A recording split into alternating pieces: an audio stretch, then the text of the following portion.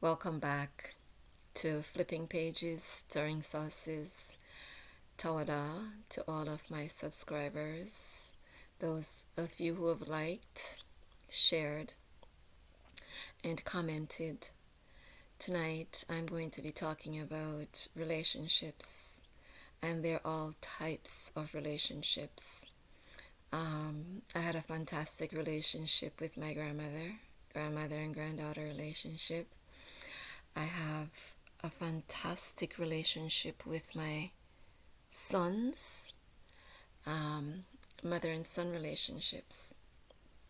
But the type of relationships that I'm going to be talking about for the next few segments are relationships between boys and girls, men and women, and such. And the first relationship I'm going to be talking about is my first crush. The year was 1979. We were living on Marjorie Avenue in Toronto. Me and my sister Denise, we were in the front yard. I may have been up in the apple tree and she may have been beneath the apple tree, because while I was a tomboy and liked to climb, she felt safer on the ground. Anyway, I think I was up in the apple tree and she was beneath it. And there were three boys playing up in the Gerrard Square parking lot at the back. And they were way up on the top level of the parking lot, screaming at us, saying hi and stuff. We weren't even paying them any attention because we were doing our own thing. And then they got on their bicycles and rode down to our front yard. And they were hanging out in our front yard with us until, I guess it was time for them to go. So they left. And I thought that that would be the last time I saw those three boys. They were best friends. And two of them are still really good friends. But they came back the next day and the next day. And at the time, our house was up for sale. And one of those young men had a crush on me. I had a crush on him. And it's funny. We didn't exchange phone numbers. Back then, we didn't have cell phones. It was a line connected to the house, but we didn't exchange phone numbers. But we used to hang out in the same park, Withrow Park, and somehow we just knew when each other was in the park, and we would hang out in the park. Anyway, at the time, I had a good friend, and her and I, we loved Harlequin romances.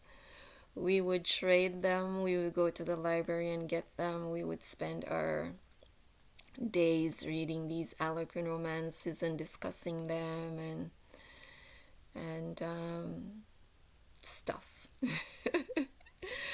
And so that is the relationship I'm going to be talking about today. I want to make it known that that young man was very respectful towards me and very respectful towards my friend. And he was friends with my brothers. They knew him before he came and introduced himself to me and my sister that day. Anyway, so that's what this story is about. And once again, I made notes. So I'm going to be reading from my notes. I have been interested in various types of relationship all of my life. As a preteen, I was an avid reader of romance novels, and I traveled the world in these novels. Shout out to my sister Denise. And shout out to those three ladies, you know who you are. And shout out to Boo and that young man that keeps Boo happy. Shout out to you. Anyway, in those novels, the guy always gets the girl, and they lived happily ever after.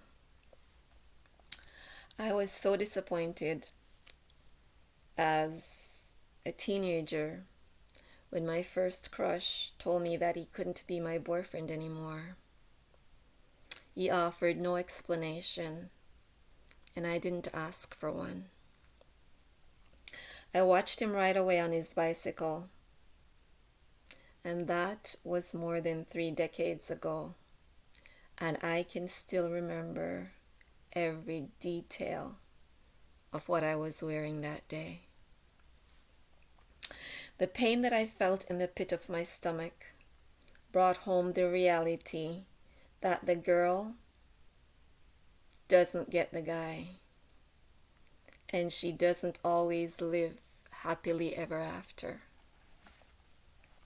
I wasn't angry, but I was confused.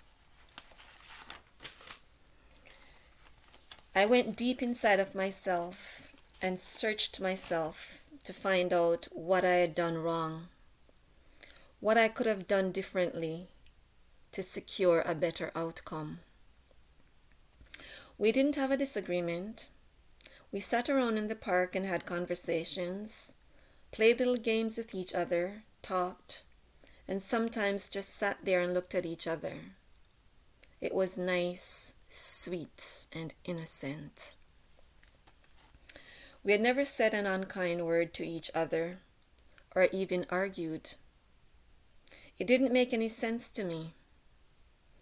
After exploring all of the avenues, I concluded that whatever was going on was with him. I made a conscious decision not to hold the decision that he had made against him. It was very painful to be in his presence, but I was determined not to let the pain turn into anger or bitterness. I looked in the mirror, felt my pain, and told myself, "You are beautiful, kind, loving, and if he is truly yours, one day he will return." That was the beginning of self-love for me. He did return 6 years later, but I was involved with someone and he was dating an acquaintance of mine. We agreed to start a new relationship, a relationship of friendship. During that friendship, I learned that his leaving was to protect my honor and to keep him from accidentally breaking his arms. My brothers told him, "You can be her boyfriend, but you cannot put your lips or any other part of your body on her. If we hear anything different, something is going to break." And my brothers were very protective.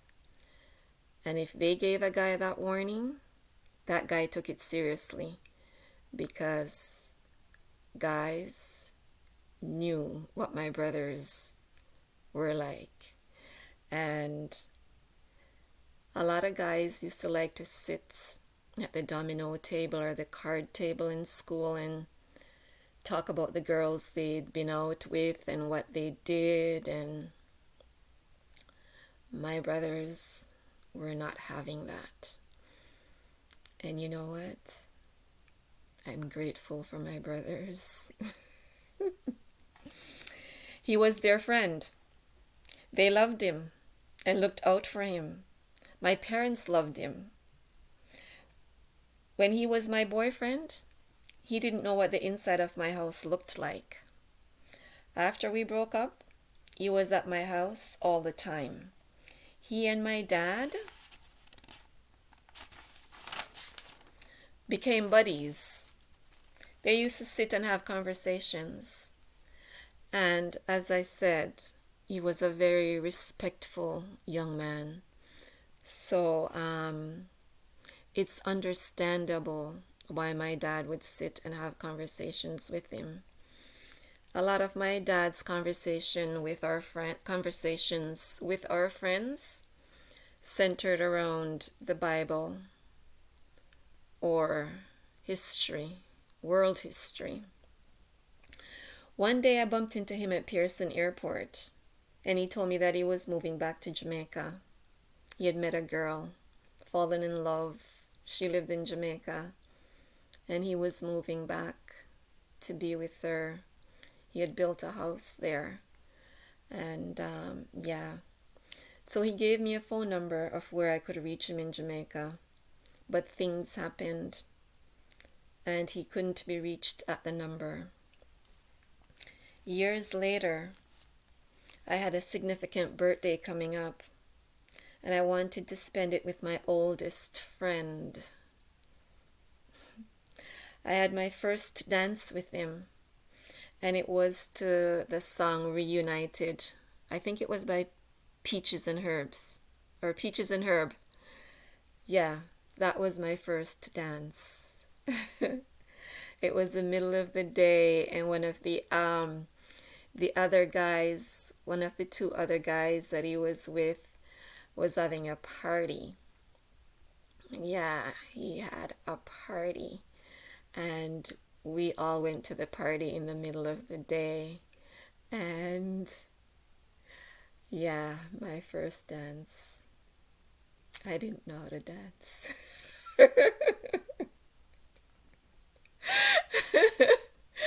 Oh my goodness. At the time that my significant birthday was coming up, I didn't know if he was in Jamaica or if he was in Canada, but I was determined to find him. I found him right here in Canada. He was unhappily married, but separated with 3 beautiful children. We talked, and I told him that I wanted to spend that significant birthday with him. And he knew exactly what I meant. It meant that I wanted to spend it out in public with him, doing something fun. I was looking forward to dancing with him again. He didn't hesitate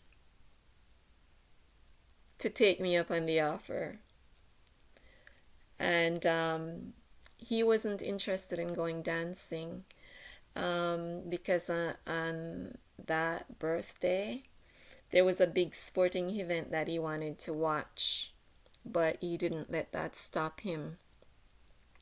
We got together at a sports bar and we had a great time.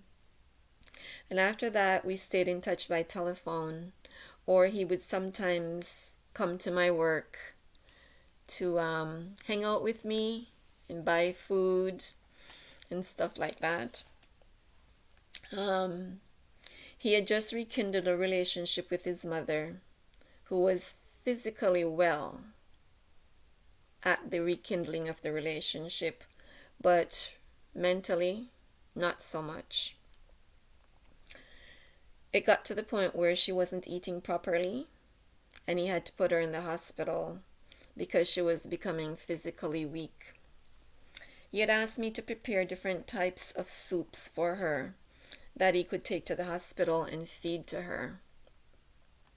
The same night, after making that request, he called me to tell me that his mom had passed. That was a shock for me, and it was a bigger shock for him. He told me that he needed me to come and be with him.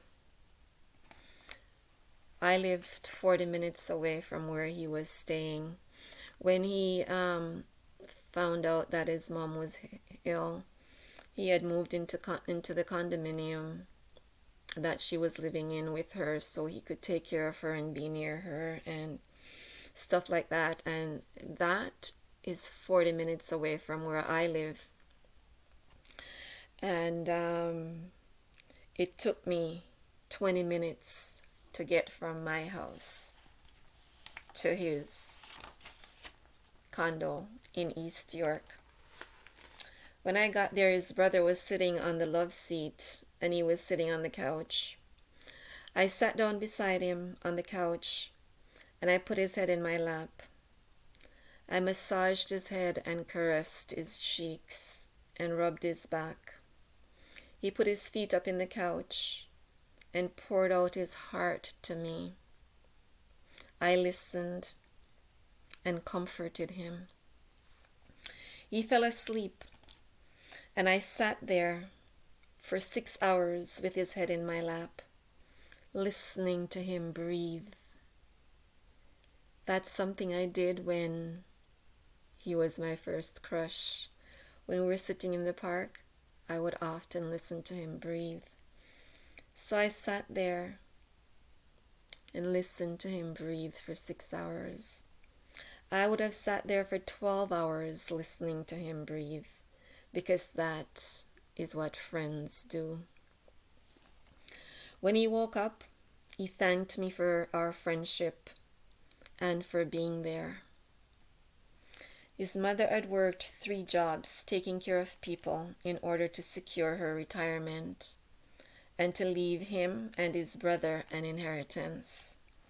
She left them in a very good financial position. She left 2 of everything, including two-bedroom condominiums diagonally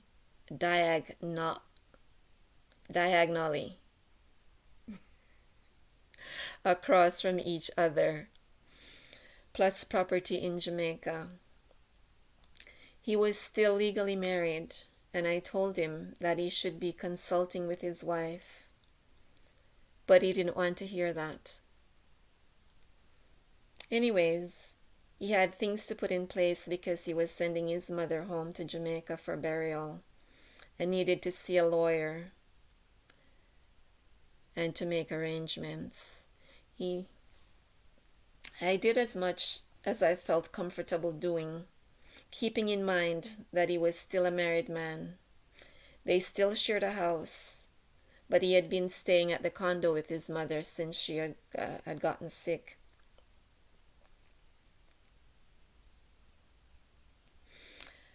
I sent him and his brother off to see the lawyer because his mother had not left a will.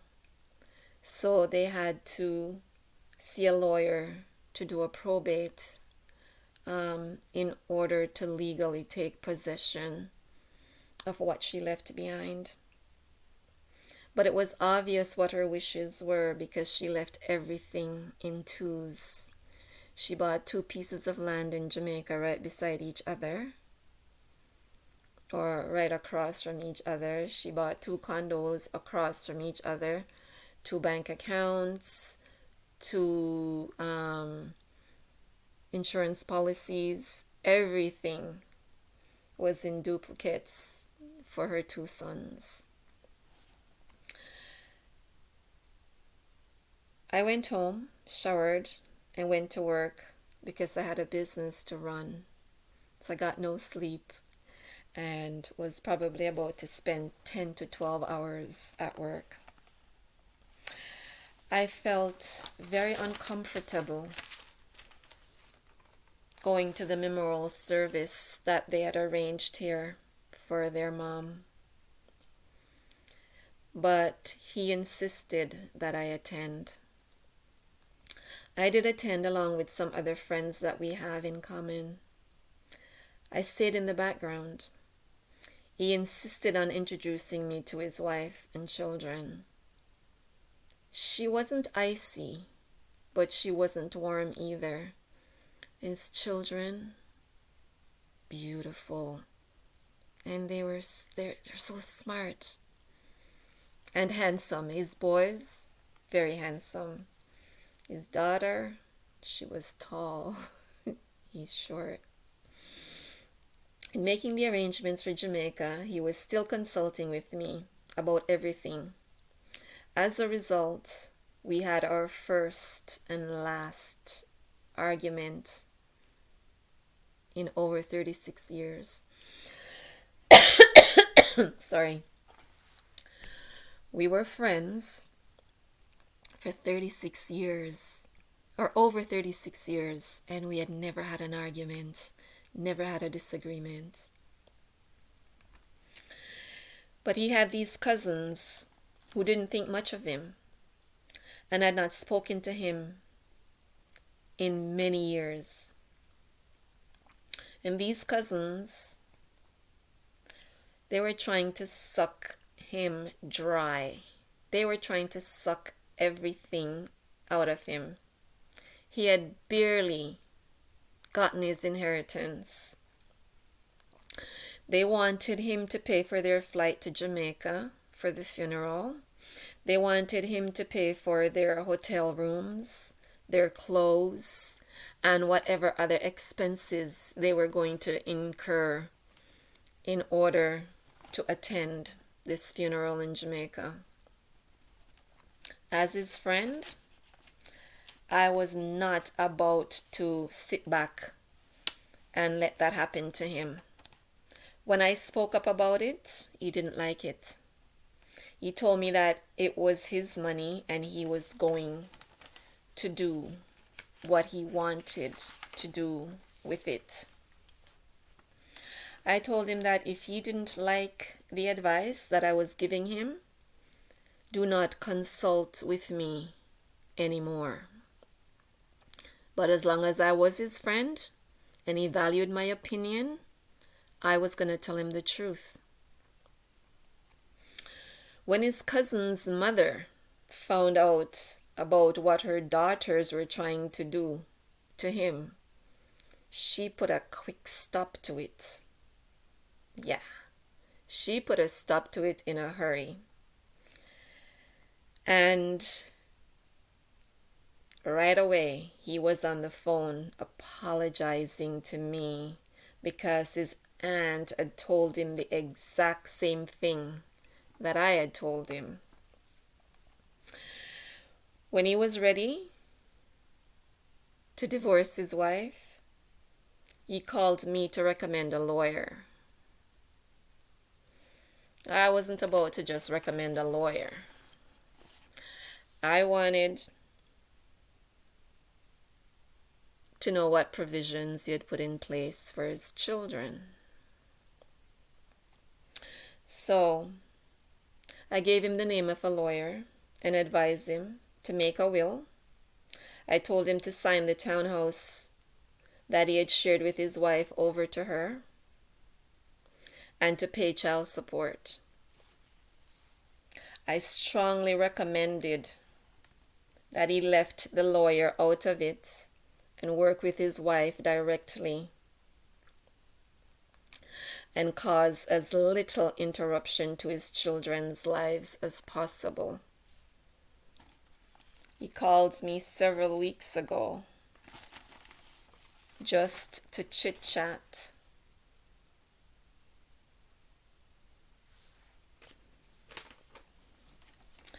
And to ask my advice about something. Yes, we are still friends.